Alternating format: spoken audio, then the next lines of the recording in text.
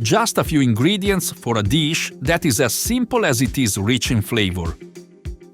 Where golden zucchini meet the creaminess of cheese in an unforgettable embrace. We are talking about spaghetti alla Nerano.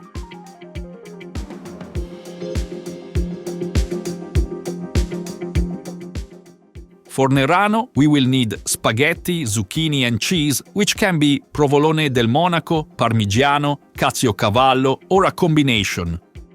The important thing is to select cheeses that blend well and that give the dish a note of character without overwhelming the delicacy of the zucchini. We will then need some butter to help melt the cheese, which is very important for this dish, and some fresh basil.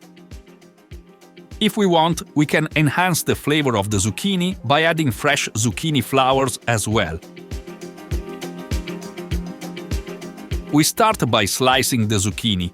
2 mm slices, like this. Now we fry them with sunflower or peanut oil, frying lightly to keep the fresh flavor of the zucchini intact. Therefore, we want a low temperature, 150 to 160 degrees Celsius, until the zucchini are slightly blonde, like Flavia.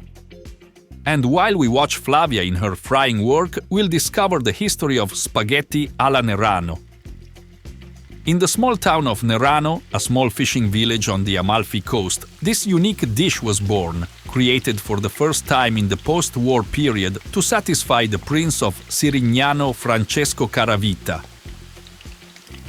A great lover of the sea, he landed on the coast and went hungry to the Maria Grazia restaurant, and it seems that the inn's pantry on that occasion was quite sparse.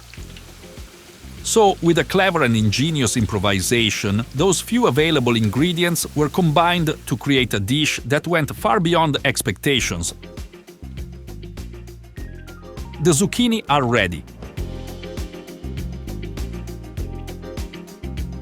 Let's move on to the other ingredients. Grate the parmigiano and pass it through a sieve. Grate the provolone and cut the zucchini flowers and basil into strips.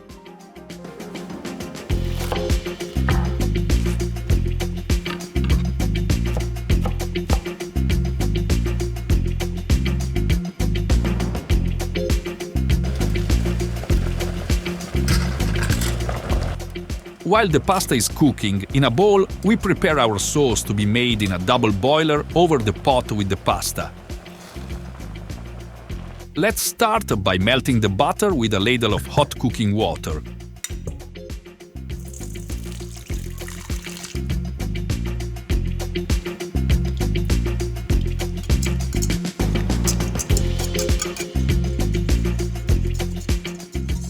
And we have our emulsion.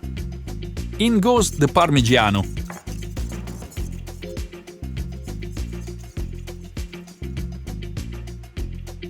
What we have now is exactly an Alfredo sauce, like in fettuccine Alfredo. Now let's add the provolone.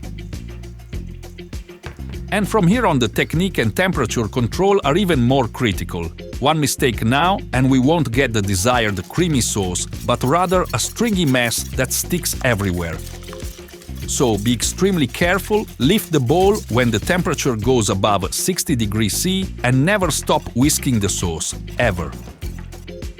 If you have followed our steps to the letter, then you will end up something similar to this. Look, perfectly melted cheeses, no strings, but a velvety cream covering the back of the spoon. If you encounter obstacles in the preparation of this sauce, which presents its challenges, consider opting for spaghetti Nerano by applying the risottatura technique in the pan as shown previously in another of our videos. It's a bit easier.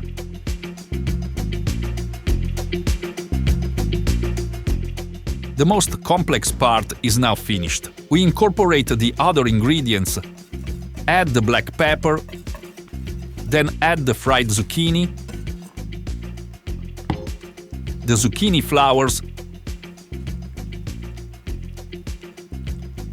and the basil. Let it thicken slightly. It must be at the right consistency when the pasta is ready.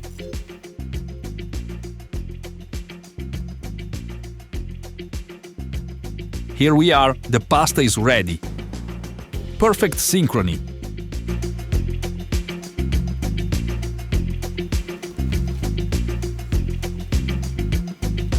Let's mix it quickly. Isn't it just wonderful? Look at that creamy sauce, a characteristic of spaghetti alla Nerano. All we have to do is plate it. Look at this perfection, very creamy, a delicate aroma.